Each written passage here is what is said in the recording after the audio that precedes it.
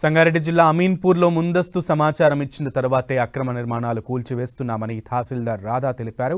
ఒక్క రోజులో నోటీసులు ఇచ్చి కూల్చివేస్తున్నారనే వార్తలను ఖండించారు. తప్పుడు ప్రచారాన్ని ప్రజల్లోకి తీసుకెళ్తున్నారని తెలిపారు. హైడ్రా సహకారంతో అక్రమ నిర్మాణాలు తొలగిస్తున్నామని చెప్పారు.